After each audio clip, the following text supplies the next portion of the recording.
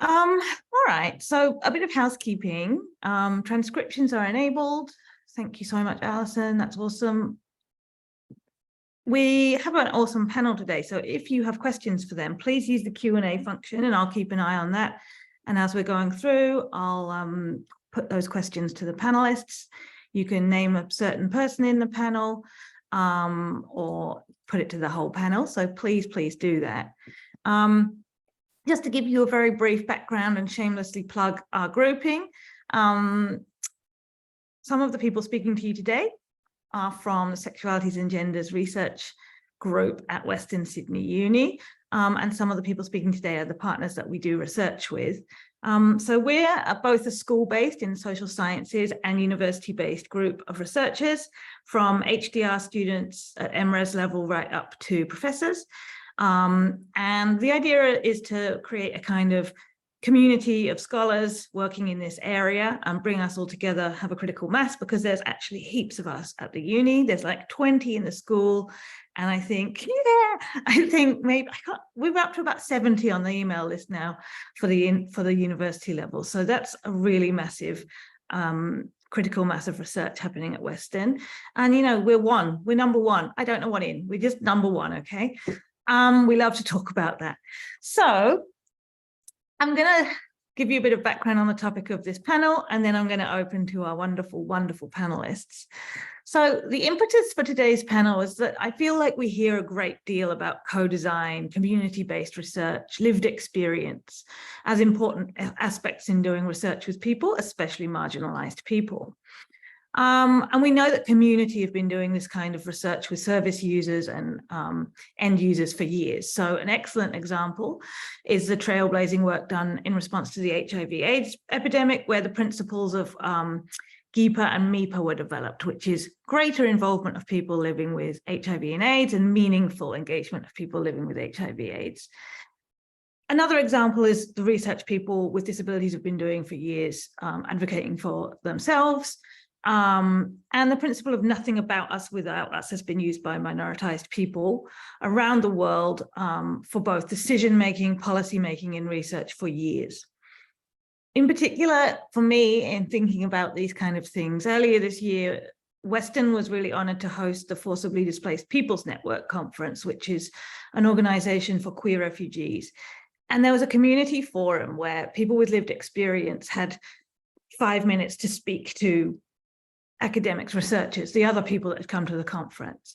And the takeaway message for literally every single panelist was nothing about us without us, and include us in every phase of research, from conception to design to outputs, and pay us.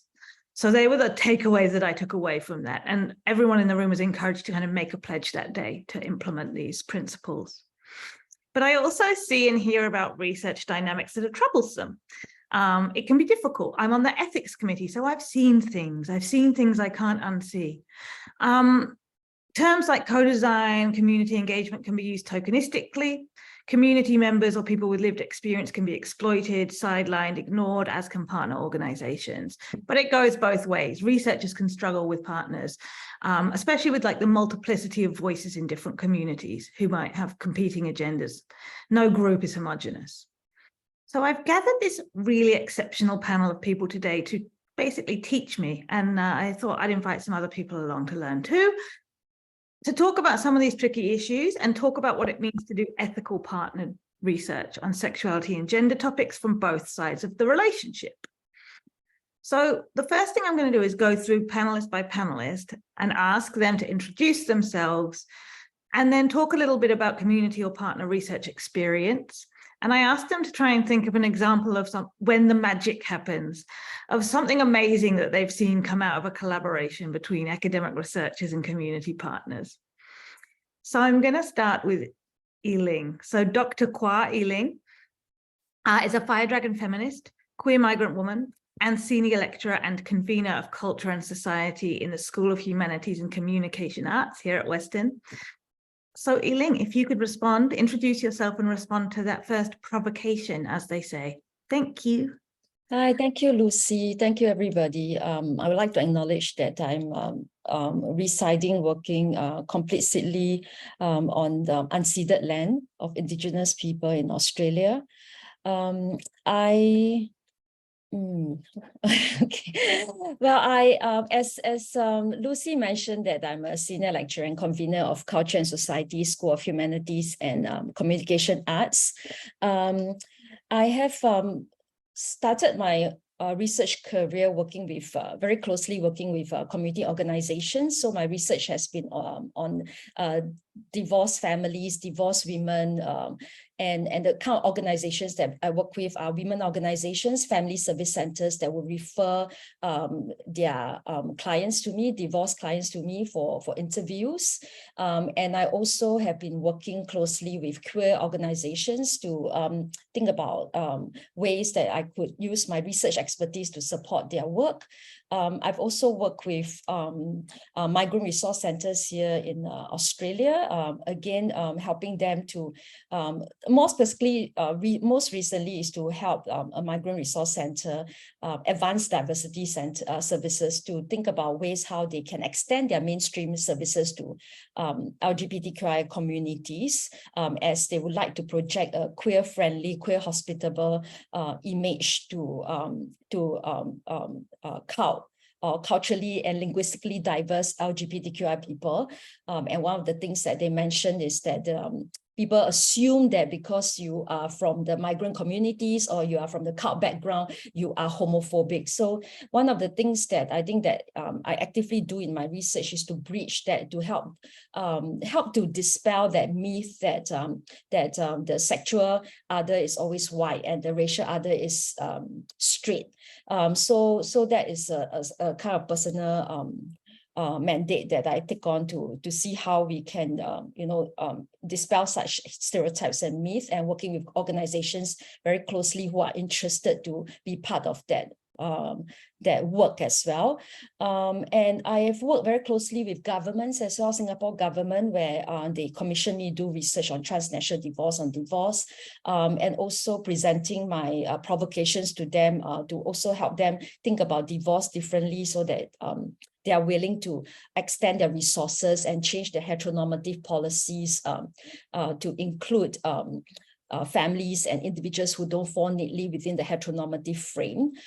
So talking to them, it requires the different language, because you present your papers, your thesis, your book, and your report to them, but you have to use very different language to convince policymakers, especially in a very neoliberal economic rational context where Singapore government is located. We need to be able to speak to their language in order to get the buy-in, but it doesn't mean that I compromise on the kind of research values and principles that I hold very closely to.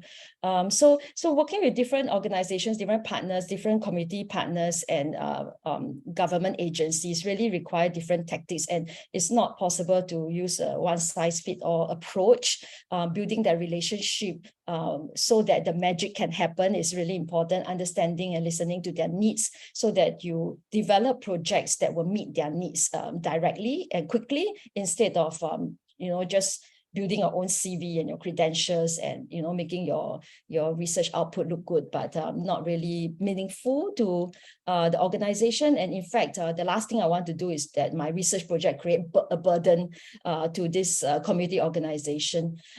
So that's what I've been doing. I'm trained as a sociologist, but I see myself as a Fire Dragon feminist scholars, where I use decolonial, transnational, intersectional feminism to develop my projects and to reach out to communities. I can't do anything else, that kind of project that doesn't involve community. So it has always been my position to do that. I hope that's enough, Lucy. Thank you. Amazing. And I now have about 7 follow-up questions that I've written for later about policy, compromise when you're translating. I have many questions that we will come back to. So thank you. So the next person I want to introduce to you is Alison Quah. So Dr. Alison Quah is a researcher with us in the Sexualities and Genders Research Group and Vice President of Research and Development in ANTRA, which is Australia and New Zealand Tongzhi Rainbow Association. Over to you, Alison. I will now pin you in the discussion. All right, thank you, Lucy. I am an early career researcher at Western Sydney University, and I am also the VP of Research and Development of ANTRA, a volunteer-based non-profit organization for queer Chinese-speaking people in Australia. So ANTRA was established in 2018, but interestingly, I had never heard of it during my 4 years of PhD studies. Neither the uni nor the Queer Association at WSU was aware of ANTRA. So in September last year, a friend introduced me to one of ANTRA's activities accidentally. I feel very impressed after the event, and I always wanted to do something for the queer Chinese community in Australia. So I joined their volunteer list right away. So from August 2022, I started participating in ANTRA's events and helping with setting up or hosting events, just some basic things. Then in January 2023, ANTRA established the Research and Development Department dedicated to bridging academics and the community. So the R&D department has two main goals. Firstly, it aims to translate academic knowledge or research findings to the community in a simple and understandable language. Secondly, R&D has to bring community needs to academics and actively initiates collaboration with academics. So although previously there were many researchers come to ANTRA seeking data, but it didn't make many changes in the community's situation. So with the establishment of R&D, ANTRA hopes to collaborate with academics and make positive changes of the community. So this is also the magic we are expecting, and we believe it is also the advantage of the community. Instead of proposing lofty recommendations in papers and waiting for government, schools, or policymakers to make significant changes, we believe the community has the capacity to initiate immediate actions for its members.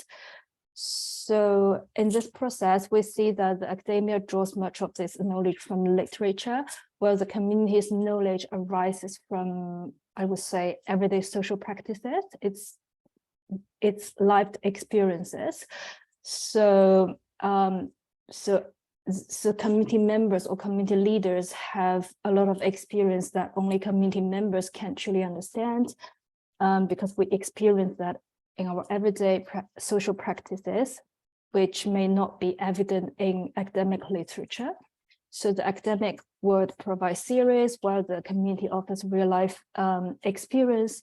By combining theory with practice and sharing information with each side, we can deepen the research and maximize its impact. Yeah, that's pretty everything. Thank you. It is literally everything. Thank you so much. You can just end the webinar now. You've just nailed it. So everyone go home. Thank you so much. So the next panelist I want to introduce you to, I haven't told them the order, so it's actually very mean. I'm just launching onto them, is Will Douglas. So Will Douglas is Manager of Policy and Research at No to Violence, which is the peak body for ending men's use of violence in Australia. And Will is also working with myself, Alison, and Ben on a project at the moment, and also spoke earlier this week at the government inquiry into consent laws. Welcome, Will. Thank you, Lucy. Yeah, so hi, everyone. I'm Will. As Lucy mentioned, I'm the acting manager of policy and research at No to Violence. My boss is on extended career leave for the next 7 months. So yeah, I'm having some fun filling her shoes while she's away. I've been kind of in and around the child, family, and community sector for around 7 years. I started at the Australian Institute of Family Studies on a project looking at harmful sexual behaviours in young people, so 10 to 17 years of age. And this was like straight out of university, and I didn't actually get to speak to young people just because of the ethical considerations about speaking to people who aren't of age about their use of violence. But I did get to speak with practitioners who work with this cohort, and that was just a brilliant experience right at the beginning of my career. So that is kind of what led me to become more and more interested in the work that I do. And now I'm at the peak body for men's use of violence. And yeah, as Lucy mentioned, we're partnering on a project which, yeah, it's interesting because it's quite similar to the one that I started on. It's not looking at sexual behaviours, but it is looking at young people's use of intimate partner violence.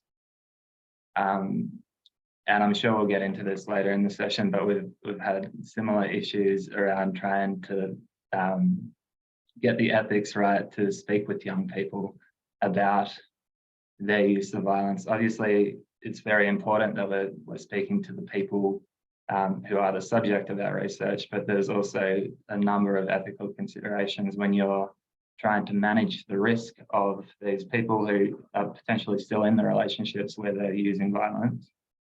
So needing to manage that with what you want the outcomes of your research to be. So it's been a very interesting process to be a part of, but very much enjoyed it. Lucy, to your question about what it looks like when the magic's happening, I think I don't have a specific example I want to draw on, but I think when the magic's happening, the voices of the community, whatever the research is, the voices of community are front and center of what is being developed, and all ships rise. So, you know, you've got the community evidence that is being provided helps the researchers to make their point really clearly and poignantly, and then the people involved in the research feel empowered that, you know, their position is being heard, that what they've provided to the project is being relayed in a way that they agree with and that they're happy with. And yeah, everyone comes off better off because of it. So yeah, that's me in a nutshell. Looking forward to having more of a discussion. Thank you so much. I nearly missed my cue because I was scribbling furiously. Ben, I'm introducing you now. So our next panelist is Dr. Benjamin Hanckel, who is a senior research fellow in the Institute for Culture and Society at Western Sydney University, as well as a very valued member of the Sexualities and Genders Research Group. Over to you, Benjamin. Great, thank you, Lucy, and hello to everyone. I'm just going to change the view so I just can't see my face too big on the screen. Lovely to see a few people's smiling faces. So I'm a senior researcher, as Lucy said, within Western Sydney University. I guess in response to this initial question that was asked, maybe I'll just kind of take a step back. So before I started my PhD, I worked as a youth worker in mental health many years ago now, but I think that's kind of unintentionally benefited me, coming from a background where I was a community partner, as well as a service provider, and got to see the world through that lens kind of prior to doing a PhD. And since that time, my research has involved a variety of collaborations with community partners, and I think very similar to Alison and previous speakers as well, is that I can't imagine kind of not doing a lot of my work with community partners. My work involves working with services around health and well-being, so in mental health, public health interventions, and projects directly and indirectly as well with LGBTQIA+ and queer young people, queer organisations, and with Lucy, Will and Alison, actually, as Lucy mentioned before, on gender and violence. And some of that work has included the design and development of queer digital spaces and safer spaces and what that looks like. In terms of the question, I'm really drawn to this idea of what we kind of mean when the magic happens. I think it's a really interesting provocation. Thank you, Lucy. I guess for me, it's kind of about a practice of, and maybe this talks to what Will was talking about as well, a kind of practice of listening and co-producing and designing research and outputs. And this is kind of when the magic happens. I'm really drawn to Westerby's and Kaplan's work, who talk about, so they work in community development, and they talk about practitioners engaging in a responsive dance with communities. And by that, they mean the responsive dance is about responding to the knowledge, rhythms, flows, and shifting needs, experiences, and goals of those they're supporting with their expertise and knowledge. And I really see this kind of relationship between academics and, I guess, community partners, organizations, community individuals within communities, as being about this responsive dance, about kind of hearing each other and kind of recognizing, I guess, how recognizing each other's roles and expertise in the production of knowledge. And I think that actually requires really thinking through how we decenter academic expertise as kind of this all knowledgeable space, and rather recognizing and legitimizing knowledge from within communities and actually creating a space for bringing ideas kind of together. And I think this is what, participatory approaches are very much about, and talks to what Lucy, you were speaking about at the beginning of the discussion today. I think it opens up new spaces to better understand language. And that's been very much my experience about how, I guess, the problem is conceptualized within the community, which then helps us think through how we recruit participants, as well as what solutions and recommendations that are useful and impactful in knowledge translation and can actually assist outside of academia, which I think is really important. But it also puts, and I think this is an important point for the researcher, it puts the onus on the researcher as well to think through what they're taking and giving back to communities, and the potential reciprocal, ethical, and kind of beneficial possibilities of research. And I think we're going to go through, hopefully, some of those discussions today.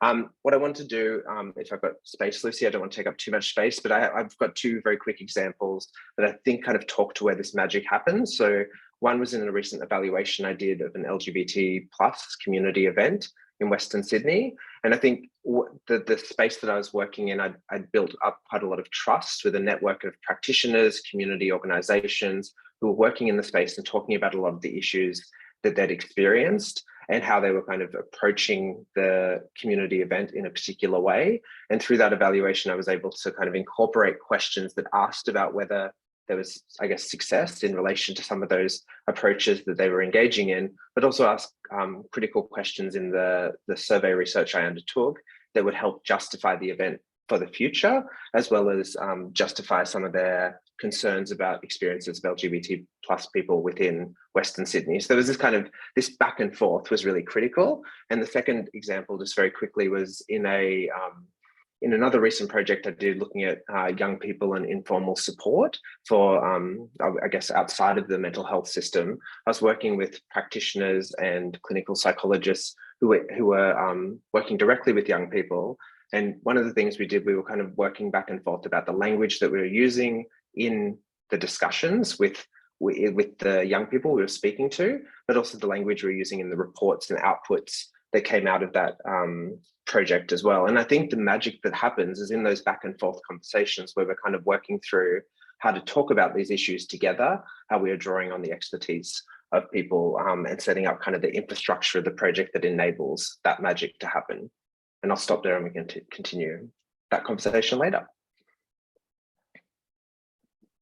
Thank you so very much. Before I introduce our final panelist, I just would like to encourage people to start putting questions in the Q&A because, there's all sorts of stuff coming up. Don't be afraid to be the first one to type something.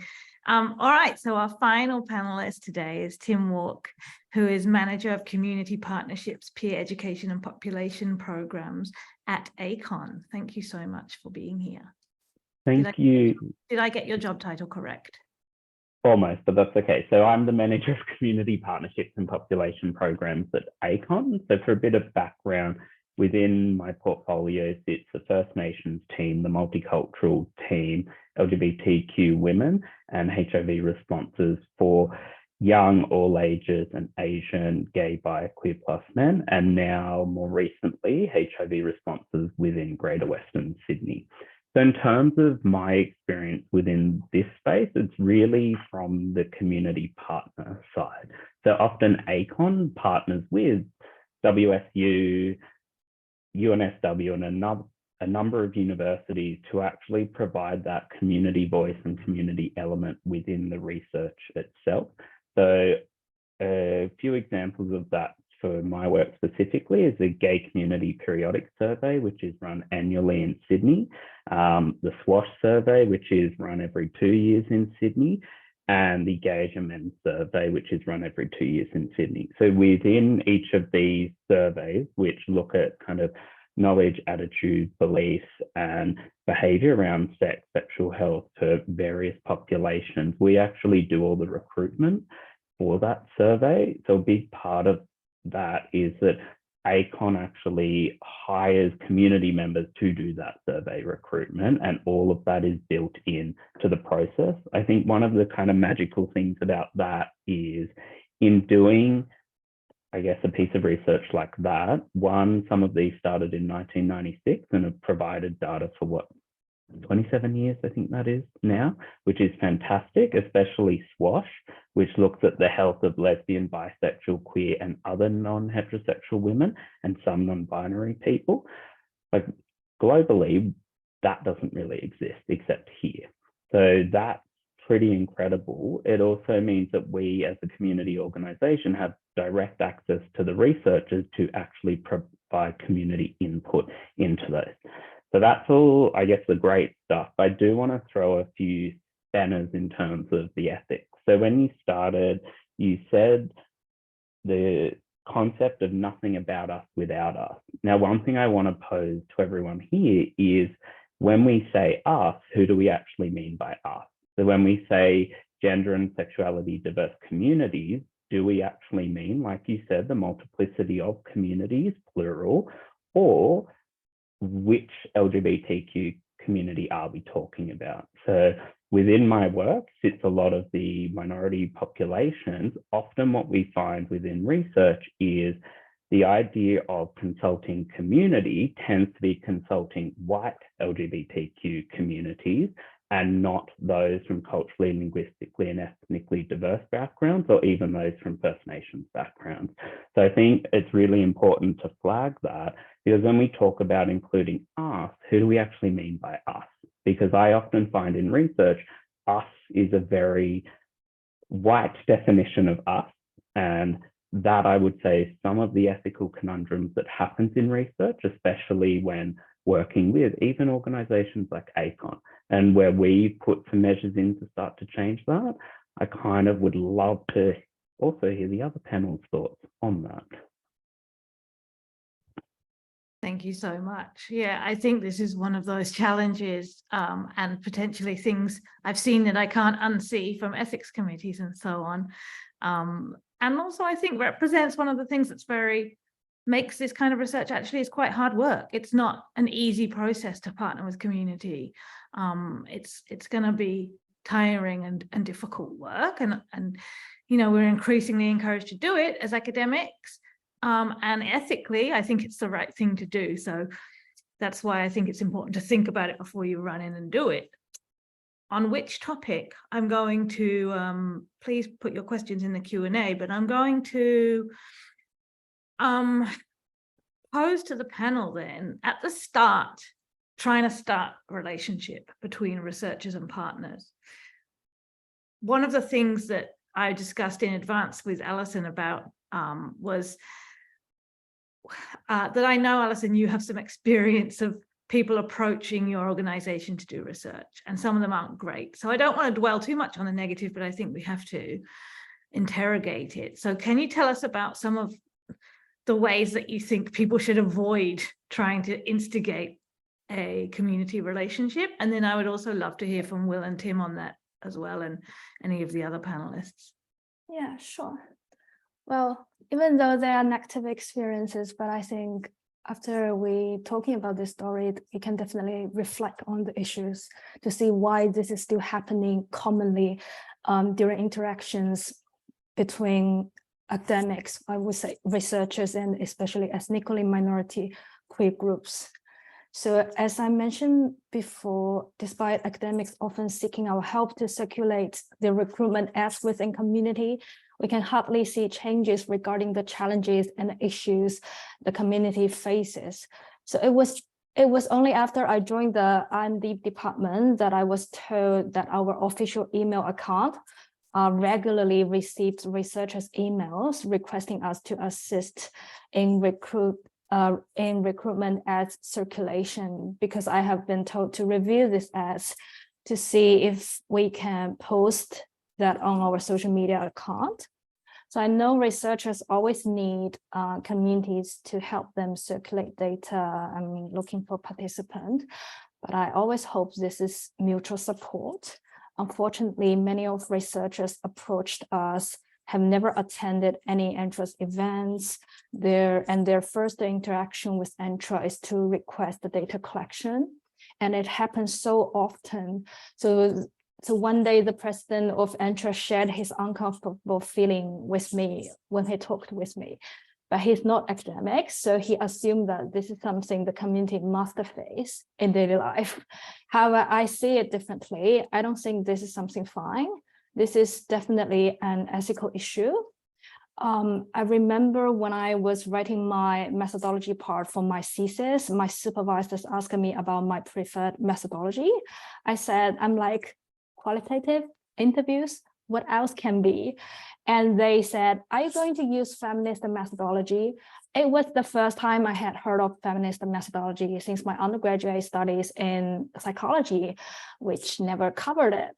So after reading relevant literatures and papers, I realized that, okay, feminist methodology originally aims to amplify the voices of women and other marginalized groups, but it also addressed the power imbalance between the researcher and the researched inherent in traditional research methods, where the researcher holds control and expertise in the process and analysis. So put it another way, it is very rare to see researchers in traditional research methods share reciprocal information or build relationships with the research participant. This is precisely the discomfort I feel when academics approaching us for collecting data of their projects only, but barely ask about the community's real needs or how to effectively tackle long-standing issues and improve the situation of community members. So in this process, I feel like the community is being objectified simply as a big data pool, with researchers coming here, finding what they want, and going away. But very few return to share their research findings or engage with the communities through other events.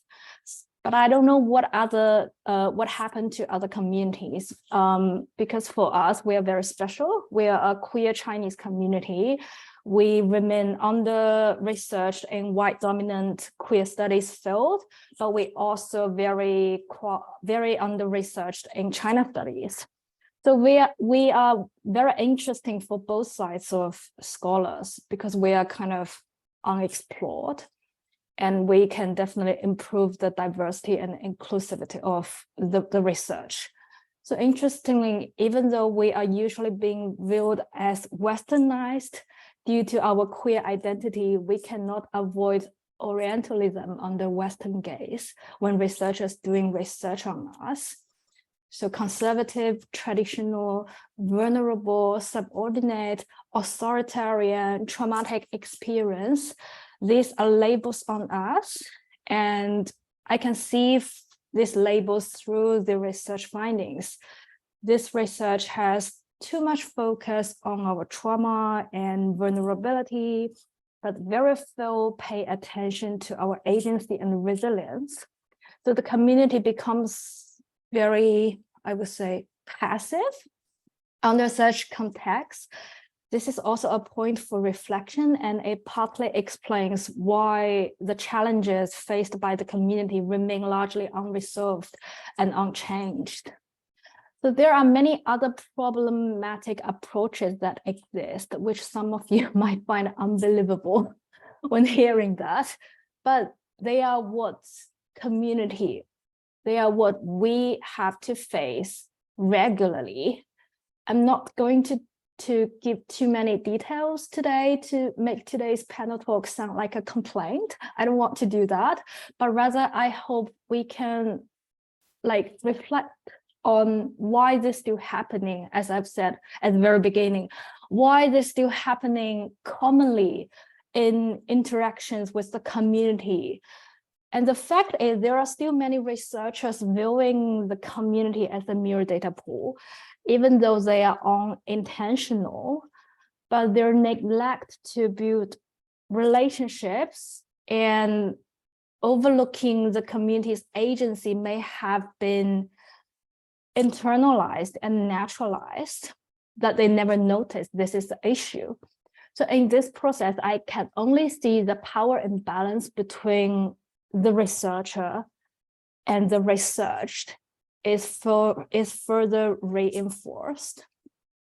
So even though this experience are mostly negative, as I've said, I believe they are really valuable experience to me as an early career researcher, because I am both a researcher in the uni and I'm also a volunteer in the community. I'm both the insider and the outsider. And without joining the community, I may not have a chance to reflect on the interaction between researcher and the community from the perspectives of a community member. So this experience has made me more cautious in approaching communities in the future studies, paying greater attention to the presence of power imbalance and ethical issue within them. That's my story. Thank you so much. I feel like this is so important for researchers to hear, because I think there's a lot of mindless, there's a lot of mindless research design, and then B, there's a lot of mindless sending out of recruitment materials.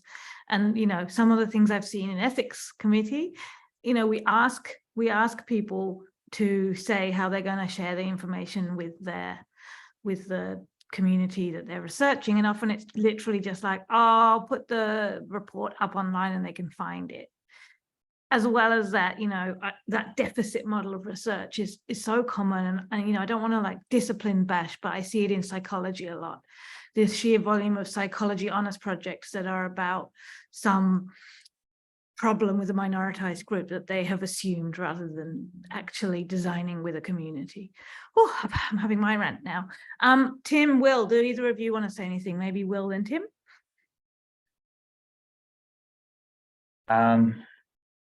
I don't think I'm going to speak anywhere near as eloquently as Alison. I think in my experience with partnering, one of the main things for me is just not wanting to feel extractive.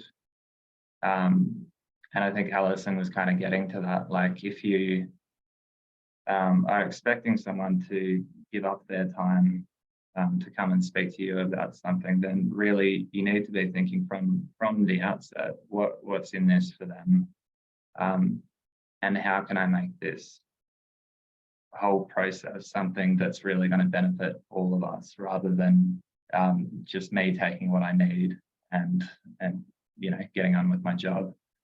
And of course, at times, you know, that can feel like what you just need to do. But I don't think it's necessarily the best approach. And the other thing is, you know, from the organizations I've worked at, ACE and then No to Violence, which are both very large organizations, there's the kind of inherent power imbalance a lot of the time that you need to be aware of when you're approaching communities about working with them. Obviously, there's privilege that I bring into any meeting with most people, just based on where I come from and the fact that I'm, you know, a white middle-class man. And yeah, the things that I need to really reflect on and be vigilant about when I'm coming into contact with people. And I also wanted to echo Alison's point about the way that communities are kind of approached from this, angle of vulnerability and disadvantage, and that kind of being the key thing attached to them. And you see it a lot with Aboriginal and Torres Strait Islander people, that that's the common thing, that they're disproportionately impacted by this, or they're and there's actually so many strengths in First Nations communities that we just don't talk about in the same way, and their ability to address things within their communities is so far ahead of most of the white communities in this country, and other communities for that matter. So yeah, they're probably the main things for me. Kim? Yeah, completely agree with both what Alison and Will have said. I think one thing I would add, that ACON has a research ethics committee. So for ACON to actually partner on any piece of research, it has to go through ACON's ethics committee, which is made up of volunteers from research backgrounds. And so one thing I would say to that, though, is actually review and assess the existing kind of ethics review practices that are in place. So I'll take ACON, for example. So there was, I think, a couple of years ago when we did our multicultural engagement plan, we actually reviewed the ACON ethics committee as part of that. And we noticed that the ethics committee itself was made up of, I think, 11 out of 12 members were white.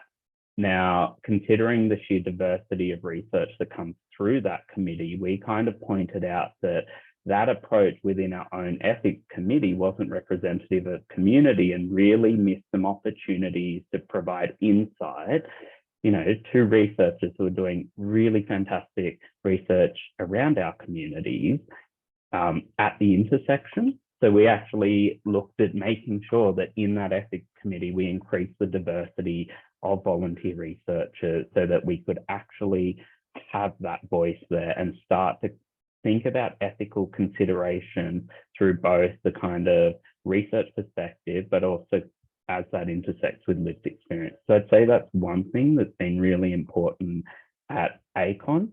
The other thing I want to touch on, I think it was Ben earlier mentioned, include the communities you're working with from the beginning.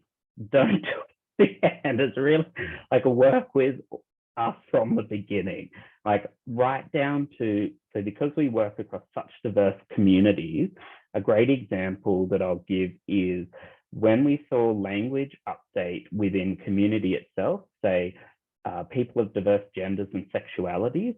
Now that was really good for part of the community, but for a lot of migrants, and we would say things like diverse genders and sexualities, recently arrived migrants be like, what are you talking about? I have no idea what this means. So I think it's really important to actually work with communities from the start and try and have that be as diverse as possible.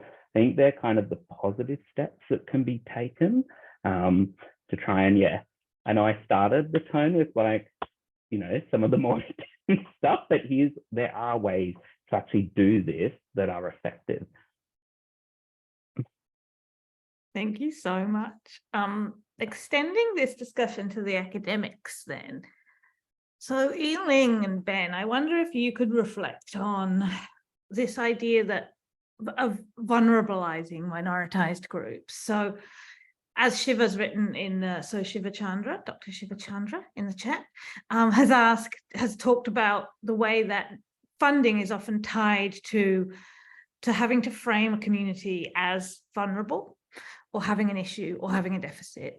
So I guess, Ling and Ben, how have you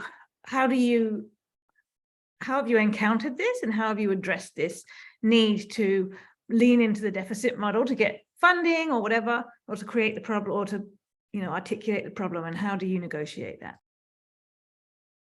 Ben, do you want to go first, or you would like me to go first? I'm happy either way. I'll let you go first, Ling.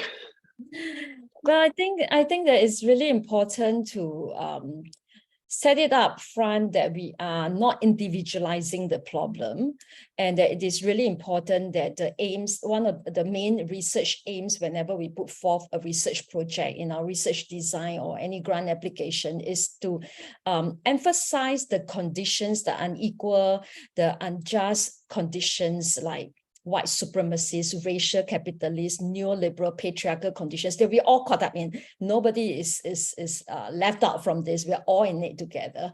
That kind of unequal conditions make certain lives harder because they are not part of the dominator population, they are not part of the majority population, or that they don't conform into a certain kind of mold that the state expect us to be this productive neoliberal citizen. So I think it's important that right from the start to just illustrate very clearly or to specify clearly that it is the conditions that we aim to expose.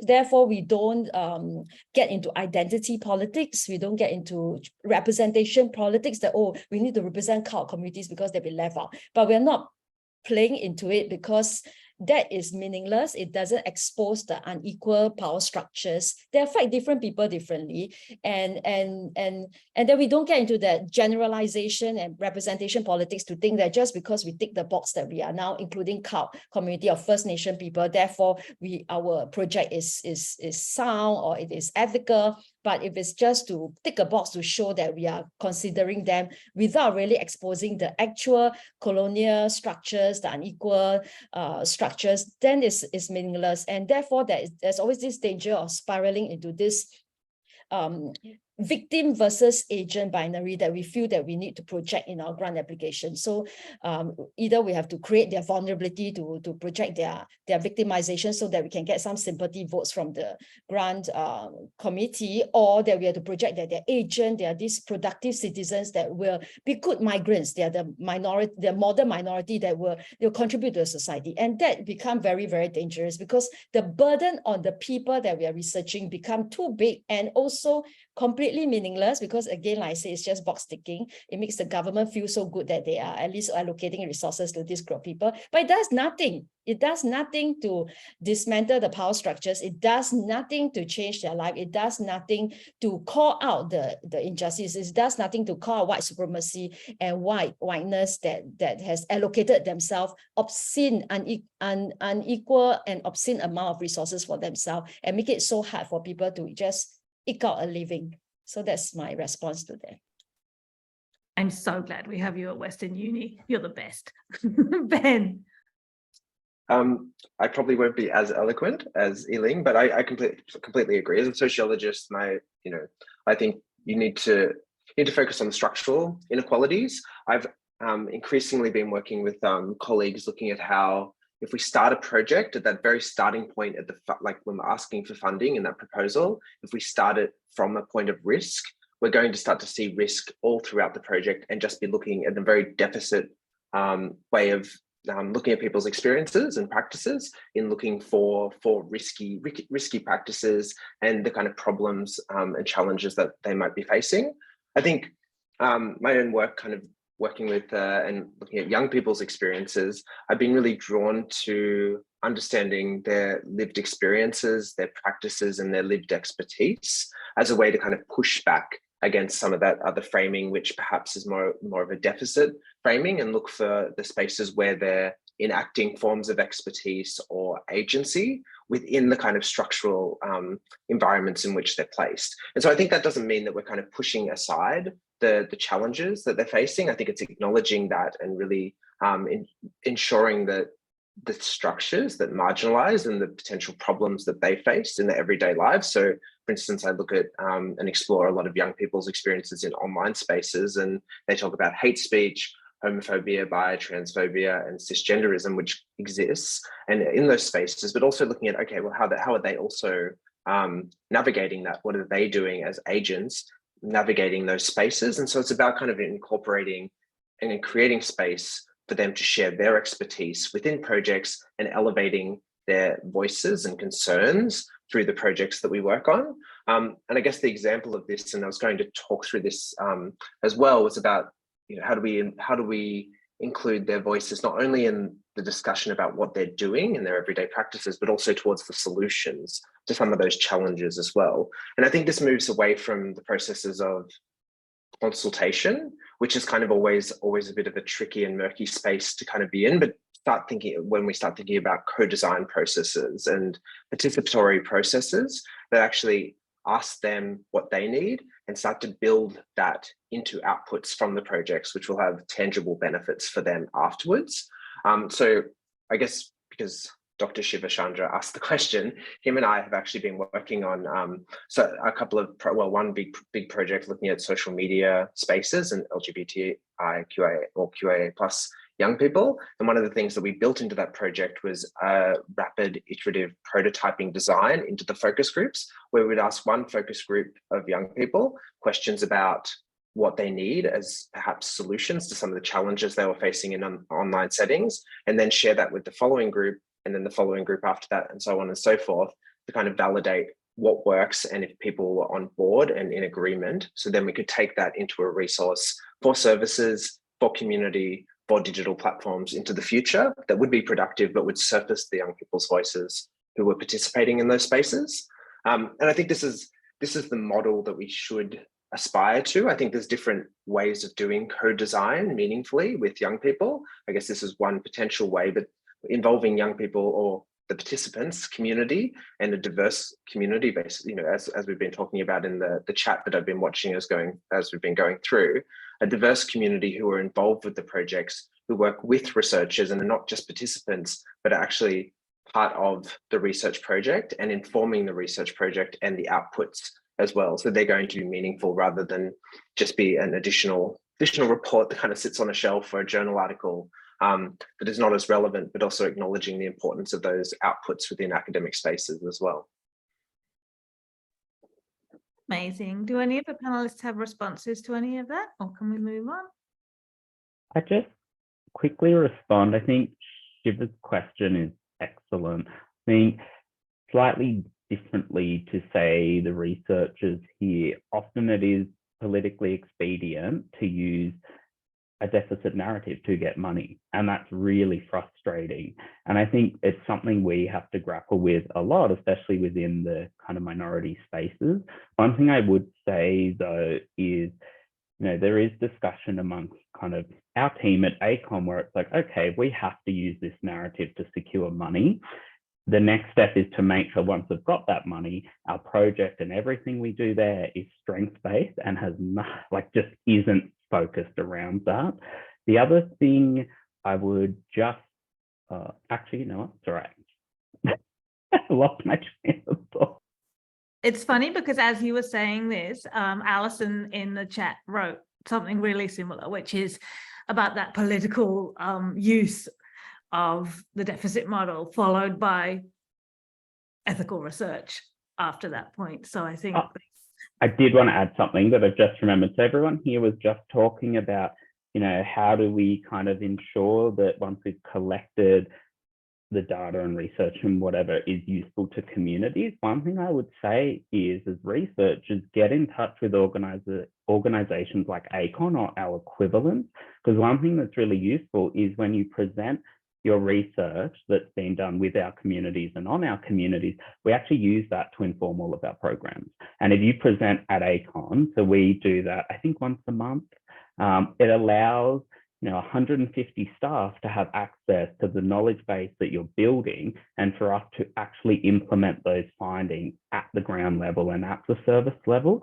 So that is one way that I think is a really easy way to actually bring about some of what you're talking about, very practical and useful for us to actually kind of take all your brilliant ideas and put them into practice. Cool, thank you. We have a Q&A question. It's actually a really interesting one. Does the panel feel if the national census is updated to count LGBTQIA plus communities accurately, will it help with research that academics can do for us? Anybody want to answer?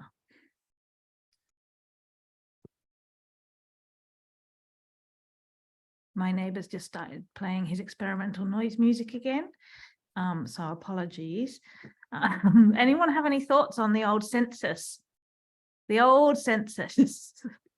Tim, were ACON consulted? I think Ling, were you about to say something? Because if you were, you go and I'll go after. I mean, certainly it's not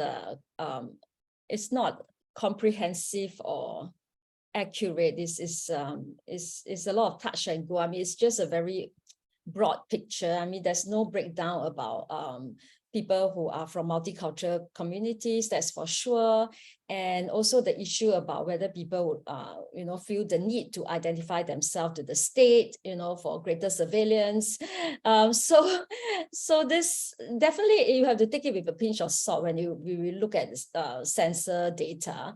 It might give you a start, but then that kind of probably, I will agree with the question about how then there is a research gap there, that is worthwhile, really collecting more data on the ground, and to also be very mindful that the multicultural communities are hardly monolithic. Some of them are actually very, very privileged, from middle class, upper middle class. So it is really important, how we talk about them, not as if like they're always constantly deficit. Some of them are hardly deficit. So and also that it also doesn't mean that there's no racism within multicultural communities. There's also all kinds of issues like racial hierarchy. So I think that all those nuances need to be teased out with more research, and definitely there's a huge research gap, and I certainly agree that we need to do more to kind of understand the queer communities in Australia. Just to build on that, so ACON, along with a number of other LGBTQ organisations, have really been pushing for this inclusion over a number of years and working with Equality Australia.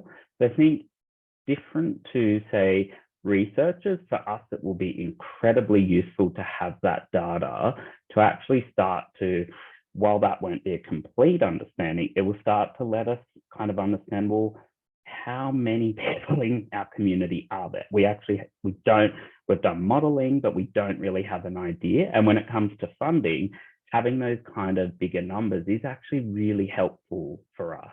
I think to build on Ling's point, what really interests me within the census is exactly that. There is no standardized way to collect data around cultural background, ethnicity, and all of that. So what we end up with is, again, this really kind of one idea of what the LGBTQ community is. So a great example of that is because the ABS doesn't really have standards around that, a lot of the research on LGBTQ communities doesn't ask about someone's ethnicity, country of birth, Medicare status, and all of those questions that do affect your access or understanding of health and healthcare.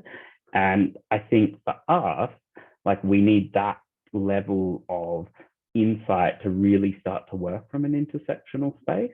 So I don't know how it works at WSU, but we've done a lot of kind of advocacy within various organizations that we work, universities and researchers we work with, around trying to come up with that standard set of questions around ethnicity and culture, just as we have for gender and sexuality. Thank you so much. I see furious nodding from EJ. EJ, do you want to pose your question yourself with speaking? Oh, no, I was just thinking. So, sorry, I'm EJ, they, them pronouns, and I identify as Takatapui Irewhiti, which is trans, non-binary in my language, and Te Reo Māori. So when you look at culture and intersectional identities, yeah, it's very important. We don't capture that very well. I mean, so the question I put in the Q&A was about, do researchers, are they aware of and do they apply the ABS standard around sexuality and gender diversity? And what I do find in the role that I do, I'm the program manager for LGBTIQ+ and men's health at Sydney Local Health District. And you're probably all very aware that clinicians and people in general use gender and sex interchangeably, but even academics are quite unaware of the ABS standard. And so when I explain it exists, it's like mind-blowing for them. But I think, Tim, you touched on that as well. It's great to have that, but we don't have other definitions or broad ways for people to self-identify in terms of other intersectional identities. But I'll put that out to the researchers out there around the ABS standard. I'm sure that you're already using it within your team. I did see that it was part of your part of one of the research areas, but yeah. Thank you so much, EJ. Just if I may take a moment, and then Ben, I'll pass it to you, Ben. I'm on the ethics committee for my sins, And just before the ABS standards came out, we made a guideline, and I was like, I didn't need to do all that work. But it's a funny one, because I feel like we have this guideline, which means people just use the guideline without reflexivity. And so actually they don't read anything. They just use, like, we put the guideline out for survey research in particular, because we were seeing a lot of honours projects with surveys where they had terrible sex and gender questions, sex, gender, sexuality. So now, though, I just see people putting it in, and I don't think they know what it means, and they haven't researched it because it's just a guideline they can cut and paste. So it's kind of a tricky one, you know. And I guess that's what Tim was talking about before with language. Like, you actually have to know the precise community you're researching to know what language they use to understand themselves. So there is no one size fits all guideline. That's what I talk to clinicians about, is saying, well, how do you allow the safe space for someone to identify what matters to them and what language they use in their identity? Because even with, like you said, a fixed label, what that means to someone doesn't actually fit within that definition. And also, you know, you've got sexuality, gender diversity practices and all sorts of things that you do. If we are so fixed in that, we don't allow for that room where some part of their identity might be important or not as well. So I think you're right. There almost needs to be a little how to use that in an actual proper context, and be person-centered, so that researchers can create that space for an individual to tell them how they feel safe and what's important for them when they participate in research. But yeah, I'll put it to the other expert, or the actual experts. There we go. I think you might be an expert too. Ben, and then Ling. My comment was just going to be brief. I think it's so important, EJ. Thanks for that. You know, I guess suggestion and provocation as well. I've been increasingly working with researchers how we actually embed some of these questions about agency, I guess, into surveys. And so I guess best practices now in some of the surveys that have been done have asked people to self-identify with an open text box first, and then emphasize that because of the large number of survey data that would come in with something like the census, then putting in or recoding themselves essentially into a predefined category, but giving them that option first so that we then have that information that we can incorporate into future surveys. So I think there is work kind of being done here, but I think there needs to be greater take up. And I can't imagine this will be what the census looks like in its next iteration, but I think there's scope for doing work like this because I think it's really important. Yeah, I agree, Ben, that it's really important for people to be able to tell us who they are and what is their cultural heritage, their migration history, and also to be mindful that all these identities are not fixed. They are very dynamic, and so that's why I struggle not wanting to get into to focus too much around identities and identity politics, because once we do that, right, we just assume that they are something that is essentialist, that is fixed on us, and that it doesn't change. But then our positions and our encounter with the intersection of privileges and oppression shift all the time. In different contexts, it means very different things. So, I prefer to think about it by wanting to know more about their circumstances rather than the identities that they cling to, whether they are LGBTQI+, or whether they are of any cultural community, and forcing them to be boxed into a certain category that is just to fulfill whiteness and doesn't really serve anything. And also I agree that there's so much to be excavated in terms of multiple cultural meanings when it comes to genders and sexualities and bodies, because we do have generic things like a pronoun, but it means nothing to so many multicultural communities. Who the hell care about pronouns when in their own language there's no pronouns? And whether if I want to like somebody in the relationship that's open, does that mean that I have to declare myself as queer? Or what does that mean if my partner decides to change their body or something like that? Am I supposed to then change my identity and then I have to go back and say that I falsely declare? It's like, it's all very relational and communal. So I think we can think beyond identities, and we must think about the conditions that shape our bodies and our affect in the way we respond to our changing, shifting circumstances. That's just my comment. Thank you. Thank you. Anyone else from the panel want to comment on this?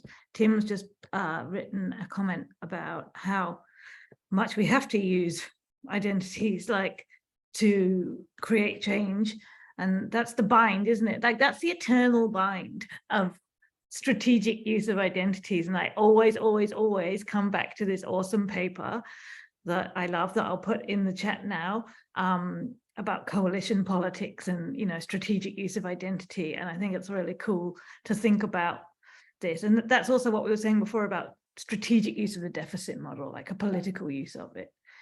Helena, do you have your hand up? Yes, I think you do. Yes, yes, I'm hiding up for a little while. It's quite interesting. Just going back on the last speaker, your identity. My mother said to me, "Are you a girl?" I said, "No." "Are you a boy?" I said, "No." She said, "What are you?" I said, "Helena." That is, I think, a part of what we are talking about sometimes with these things. I really loved Tim's contribution. It's fantastic. Absolutely. That is something we need to keep in mind all the time. Ben talked about justifying.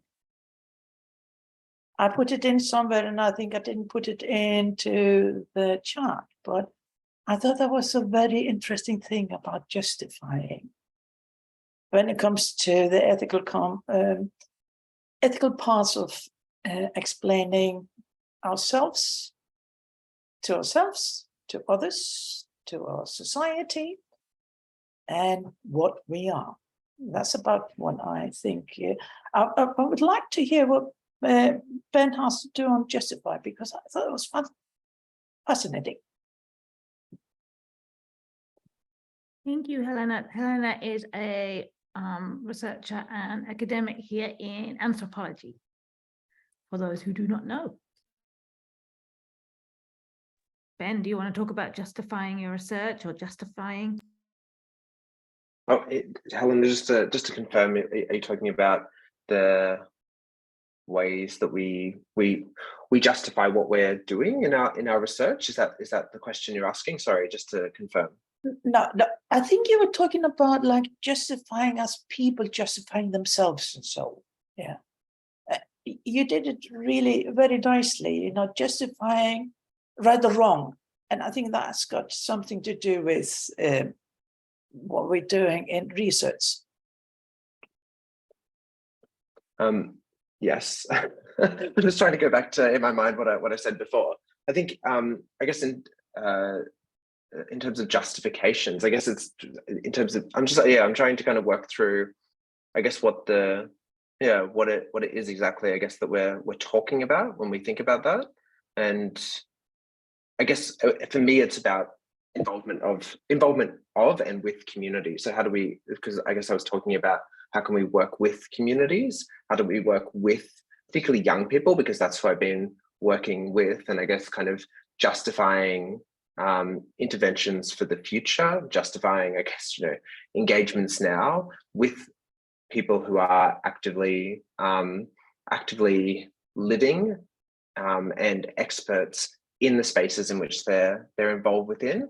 And how do we have these really productive conversations? And I think it's on the onus of the researcher to actually do a lot of that work, to be able to ensure that the space is safe. It's an environment in which these conversations can take place, but also to establish the trust of community and work with community in turn to be able to have those conversations and to determine what is needed through that process. Hopefully that kind of answers your question. Happy to pick that up at a later date too, continue that conversation. Thanks for that, Ben, because yeah, I'm really, because there's this power thing which I think is quite important there. Thank you so much. On that note of practical kind of, I want to shift to a kind of practical question for everyone on the panel. So you've all spoken quite a lot about I think we've touched on the idea that maybe some of the old models, such as consultation models, or just straight up extractive models, are no longer acceptable ways of working with communities. I'm really interested in then some alternative ways of working with community, some alternative ways of including community in research from the start. Tim was talking about, you know, making sure you employ people with lived experience to do the recruitment for a project. But there's also questions around things like co-design, building capacity of people in community. I'd love to hear some examples from you all about some of the innovative ways you've seen of working with people to get cool research results that actually represent their perspectives. So I'm going to start with, I don't know who I'm going to start with. I feel mean if I start with someone. Is there anyone who has an immediate answer available?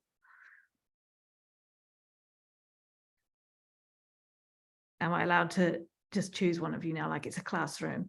I'm going to actually start with Ben, because I know that you get called the co-design person a lot. And I'd be really interested to know, I went to a panel at Xinyi, fancy old Sydney Uni on Tuesday, and they had a co-design expert in, and who was talking about more creative methods of generating data with people, which are more engaging. Do you have any examples to share? Yeah, so I guess thanks Lucy.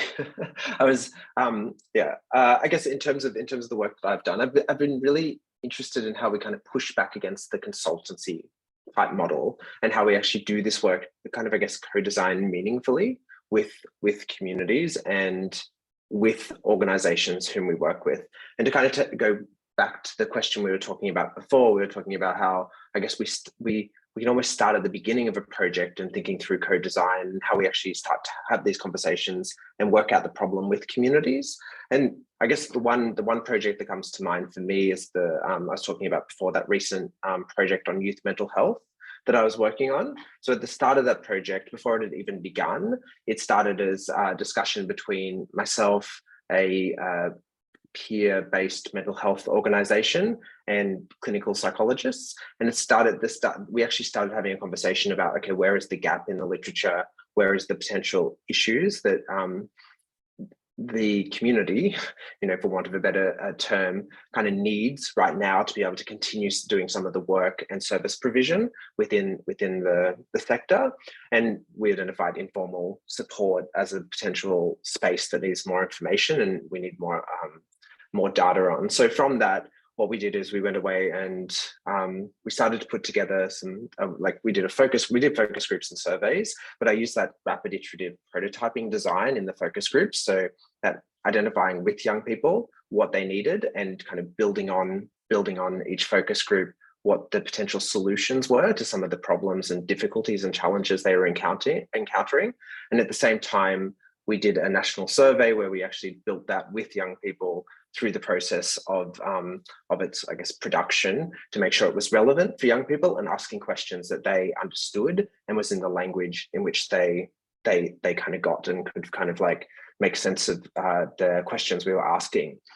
And then what we did was we then kind of took the data set and then took that out to 14 community organizations to ask them, does the data kind of and does the recommendations that we're starting to see in the data set meet what they would be able to implement within their practices, and what that kind of starts to look like. And then the recommendations, the general recommendations, then clinical recommendations, were actually adapted to kind of suit the experiences of the organizations whom we were working with. So the point, I guess, is that, and that resulted in a report that kind of had those recommendations in it. So the point is, what we're trying to do is kind of include co-design processes throughout the entire process of the research project.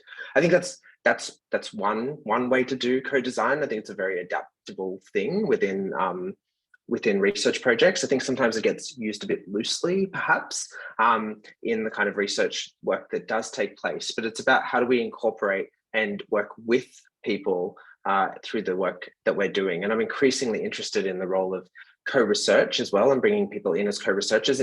For that project, the organization and clinical psychologists were actually co-researchers. So we actually developed this up as we were going. And I'll just quickly make mention, what happened through that process was we experienced some tensions in the way that we were viewing the project, I guess, and the way we were imagining the outputs. I think at one point within the project, someone said, oh, we don't need academic publications, we just need a report. And then we had to have these really interesting conversations back and forth about, okay, well, what do we need as academics? What do you need as community organizations? And how can we find kind of a workaround in the middle? So what we actually implemented, and we're writing a paper on this at the moment, what we actually implemented was weekly reflections that we'd then talk about as a group about what were the challenges, what were some of the things that people might have said that just like didn't fit or didn't work, so that we could actually have those open discussions within the actual project itself as it unfolded, which was actually a really productive way of kind of doing, I think, kind of co-design and making sure that we were all on the same page and setting expectations in a very practical sense.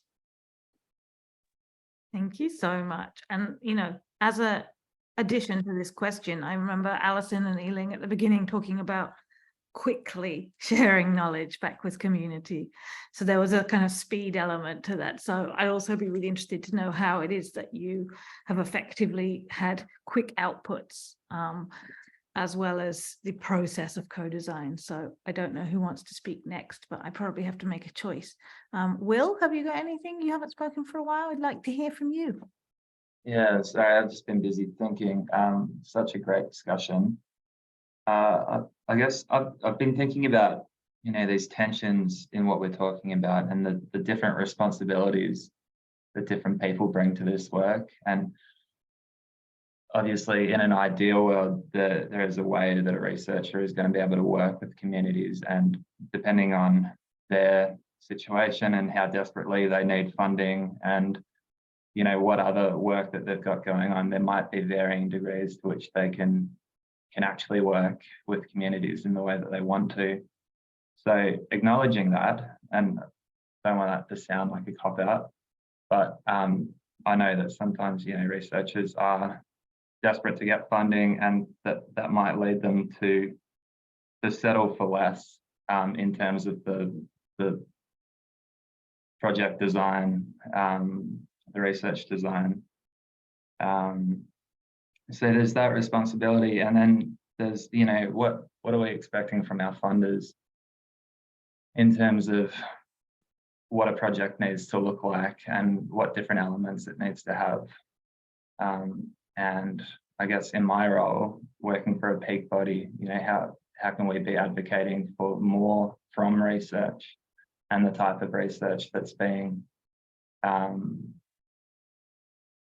that applications are, you know, being going out for. Sorry, I'm tripping on my words. Yeah, and then also, you know, if there is that need to use the deficit framing, or at least for deficit to be considered in the development of the research subjects, does that need to be included in the later parts of the research? And, you know, when the findings come out from that, can we reframe the way that we're thinking about, and I think Tim was speaking to this earlier, can we reframe the way that we're talking about the findings of the research? And then the next level of responsibility I was thinking about was, you know, what's the media's responsibility in when they're reporting on the findings from research, not having that come from a deficit kind of mindset as well, like actually focusing on the real positives and strengths of communities. But yeah, anyway, they're just some of my thoughts. Thank you so much. Tim, I wonder if you've got any examples as well. And I want to note that Ben mentioned adequately compensating people, which is a theme not to be forgotten. And ethics committees need to catch the hell up in not thinking that compensating people is somehow a problem. That's my 2 cents worth. Tim. So that was point one. Compensate community for their time. Really, because the research everyone's doing just wouldn't be that good without community. And, you know, rent is going up. It's a lot harder for communities to meet their day-to-day living needs. So please, like, allocate, budget, and compensate. So a few of the more, I guess, kind of talking about ideas of benefits for community. So some of the things we've done in the past is formed advisory panels with the researchers and had key community leaders from different groups who are able to talk to some of the broader kind of needs within community. So a good example is like Alison with ANTRA. Some of the leaders within ANTRA have a pretty good understanding of the broad, diverse needs within the community because they're talking to such a large group of people. And we see that across a number of the community organizations that we work with. The other thing is engage community members in the recruitment process. So obviously we hire people to actually go into say Oxford Street and physically hand out surveys or have QR codes for people to do that on their phone. So that taps back into what we were talking about in terms of giving back to the community, creating community development opportunities. If you're a young LGBTQ person and you have that on your resume, that helps you get a job. So they're really tangible ways. The other thing we've done in the past is actually pay community groups like ANTRA to do really targeted and tailored, say, blogs or kind of advertising within their community so that we're actually reaching diverse communities. So that way it actually gives back to the community group and helps that group actually, you know, do all the amazing things that they're doing. So I would say whenever you're coming up with an advertising budget, like think of those things and put those in, because that is directly giving to community even before the results are out. And that's a really good way, I'd say, to do it. Thank you. Any of the other panelists have input on this one? Yeah, I can jump in here. So talking about compensation, I think that a few other things that we have tried is to budget consultancy fees for community organizations. So other than paying individual respondents who respond to the survey or the interviews, giving them like gift vouchers or or book vouchers or things that are useful for them, or reimburse their transport. But more importantly, I think that the community partners that you work with, it is worthwhile putting in a budget where you put in as community consultancy fees, so that the partner organizations that you work with will also get some money, because it's hard for them to, a lot of organizations, the smaller ones, it's hard for them to get grants. They're completely volunteer run, like ANTRA, and they, you know, survive based on small little grants that they manage to get. So I think these are all strategies to compensate the community organizations. And I also want to just mention about co-design, that you know, co-design is a buzzword now, so everybody is trying to think of ways to co-design. I think that the intention is great, but I think it's also important to think about how we approach the research design to decolonize it by considering the power dynamics between the researcher and the communities that you research on and the organizations we work with. While we want their input, while we want them to tell us what their needs are, it is also important that we do not overburden them, because the point is that they're trying to outsource the research expertise, research you know, to people like us who are full-time researchers. So we want to be able to add value to their work by offering our research expertise to them. So not overburdening them is important. Paying for their time is important. I think that for the individual respondents as well, if you're working on very sensitive topic like LGBTQI+ people who have gone through, or refugees who have gone through, you know, really difficult experiences, I think that throughout the whole research, it's really important to demonstrate a lot of care for them, and that the care should prioritize over research data collection, and to be ready to call off the interviews or call off the study if you think that it's going to do more harm to the community. I think that that's some of the feminist ethics that I could think of in our work with dealing with a very vulnerable, or rather a highly sensitive topic. Protecting their safety is really important to make sure that they are not in any danger when we involve them in our co-design research projects. I also think that giving them the report is really important. That has to be immediate. I think the immediate outcome before we publish anything is to deliver a research report, and that we include funding in the application, that we have a nice research report, a vigorous one, something that's done properly, where they could put it up on their website, and it does add value to their web profile. It adds values to how then they can apply for the next grant. So is this kind of things that we want to leave behind, and then even extending it to how can we also go beyond our research to help them develop research-informed training manuals for their volunteers, research-informed community programs that they could use. So even after we have gotten the data that they want, they can use it for other kind of things that we can leave it behind. So I think there are some things here to, then I think the key principle is to how can we, ensure that there's equal power dynamics, and that we are able to ensure that they are able to benefit as much as possible from our pretty privileged position as academic researchers. Thank you so much, Tim. Cool. Just to build on that last point around sharing the report, so some of the things we've done is also created like snapshot social media tiles, and then sharing that with the community at large. So we often find community doesn't necessarily always want to read a massive report, but whenever we share that, your participation within this research brought about these findings, that's actually really beneficial across things like ACON's platforms. It's a way to really say to people, like, your participation actually matters and it's helping. So I just wanted to add that one point. Thank you. I know ABC Queer have made some really nice stuff in that space to communicate research. So if anyone ever does cool research, reach out to ABC Queer, and they may well make beautiful social media tiles for you. Can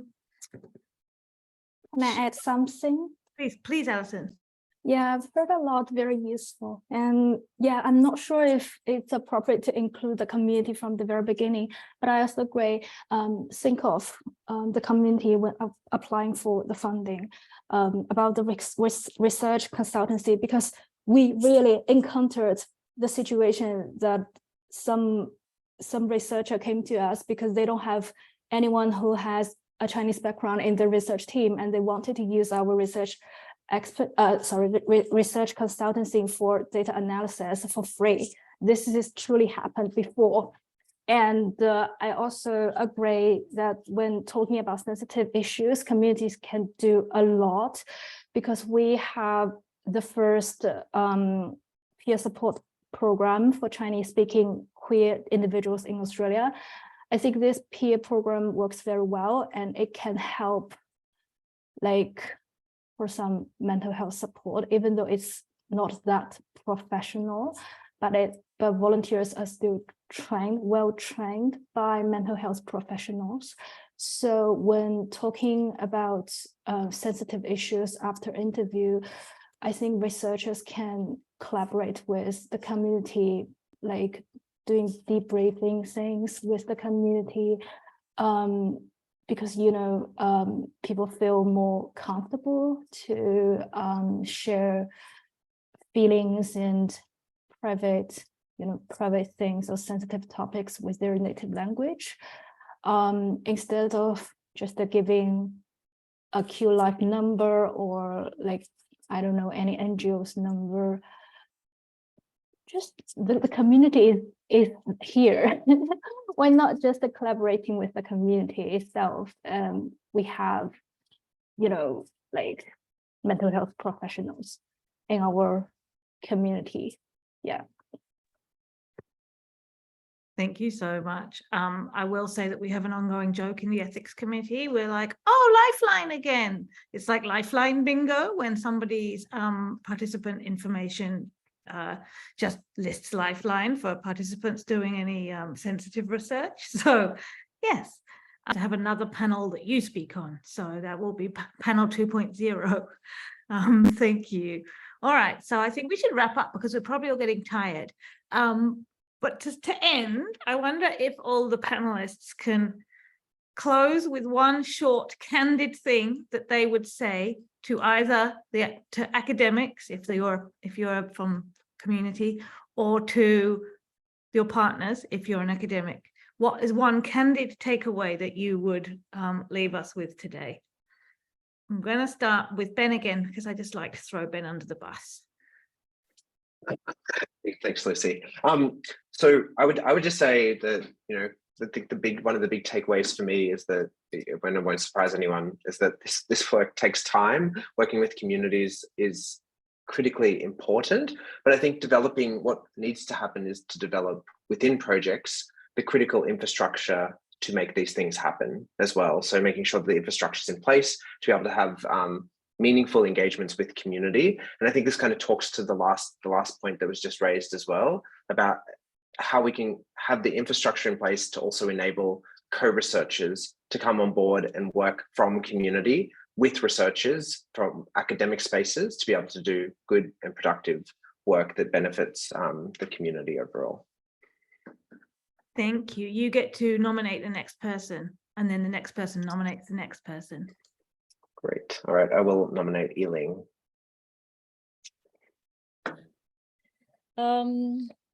I think I still come back to the kind of decolonial feminist ethics that I think would be useful by, you know, referring to the decolonial research methodology that's really important about how it is about considering the power dynamics between the researcher and the community, and that kind of covers a lot of things, whether it is to you know, decenter the dominance of English language in our research, or whether it is to ensure that you know, they are fairly compensated, that they are able to be immediately that it will be immediately beneficial to the community, to the respondents, and to the organizations, and also you know, being really sensitive and being willing to consider their most pressing needs, and I think that's really important to kind of topple the unequal power relations and to allow them to tell us what their needs are, which is why I love working on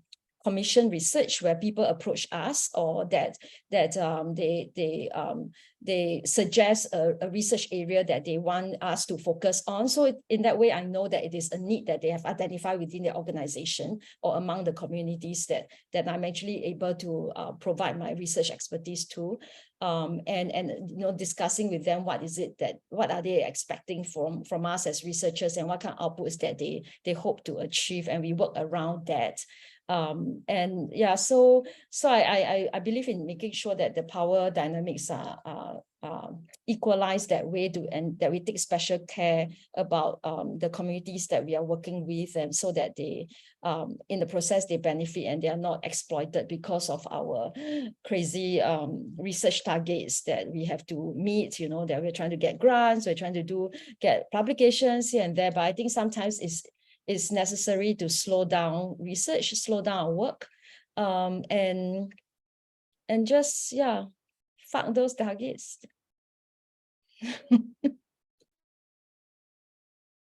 You have to now nominate the next person to speak. And fuck the targets, indeed. Okay, Alison? Okay, my takeaway is very short, and I have mentioned several times. I still hope everyone acknowledge the fact that partner research is a kind of mutual support. It's an opportunity to listen to each other and share expertise and experience to work together. I saw a comment in the chat. It said whether it's community-centered. Yes, when doing research with community, it is research with, not research on. It's researchers have to think about, is this meaningful? Will the research benefits the community members? Yeah, when designing a research. And yeah, and also when it comes to partnering with communities is not just about pointing out the problem. It's more about finding solutions and challenging inequalities. Even though I know many challenges are structure, it's very deep-rooted power imbalance, but it doesn't mean we can't do anything. We still can do. And yeah, like as I've said so many times, focusing solely on trauma and vulnerability doesn't mean anything, doesn't really help the community move forward or overcome their challenges. That's me. And I'll point Will. Thank you, Alison. Yeah, I'm going to echo what everyone said. I think the biggest thing for me, what was the question again, Lucy? One thing I would say, a candid thing that you would Yeah. say to academics. okay, yeah, really for me, it goes back to taking the time to establish and build genuine partnerships. And I think the project that we're working on is a really great example of this, actually, Lucy, where, you know, we didn't know each other 12 months ago. It was us, Drummond Street, Swinburne, Western Sydney Uni. We all kind of applied for this grant together, we got it. And then there was this period where, you know, none of us had met in person, and there were kind of different ideas about what we'd actually applied for and what the project looked like. And, you know, there was a part where I was like, oh God, what have we gotten into here? And then we had this beautiful meeting where, you know, we kind of sat down for 5 or 6 hours in person and went to the pub and got lunch, and the whole dynamic of that relationship shifted. And, you know, it became a real partnership. And, you know, well, for me, it felt like, you know, we were colleagues, we weren't recalcitrant, you know, partners on a uni assignment that, you know, you back talking shit about each other behind each other's back. It was, yeah, it really kind of brought us all together, and we developed that sense of shared purpose. And, you know, there's a good chance a lot of the time that is going to be the most important thing that comes out of your project. So it's really important to nurture that and just highlight the importance of that, because, you know, this project might turn into another one, and yeah, the quality of those relationships that you build will kind of determine the success of that work going forward. Tim? Yep. So I think for me to say to researchers is, don't prioritize academic knowledge and knowing and ways of doing over community knowledge. And I think also be willing to sit in discomfort when you're working with community groups, especially minoritized groups, and don't get defensive. So if a group points out that there's some glaring gap in the approach, the research, what has been done before, rather than immediately going, no, here's why, listen and actually go, okay, why is that the case? And how can we change that? Because often that defensiveness is really off-putting for community, especially minority communities. So be okay with discomfort and be okay with not knowing is what I would say. Thank you so much. That's an awesome closing thought. So I would just really like to thank everyone for participating today. This has been a really nice space. We don't get to have these spaces a lot in academia because of all of those pressures and metrics and crap. So thank you all so much for taking the time out today. And I hope we've all taken something away. Stay in contact with each other. Stay in contact with us at Sega. Let us know if you need anything from us, and we'll try our best. But otherwise, thank you and have a nice evening. Thank you, everyone. Thanks, Lucy. Thank Thanks, you. everyone. Thanks, Lucy. Thanks for having us. Thanks, everyone. Lucy. Thanks, to Lucy. everyone. Right.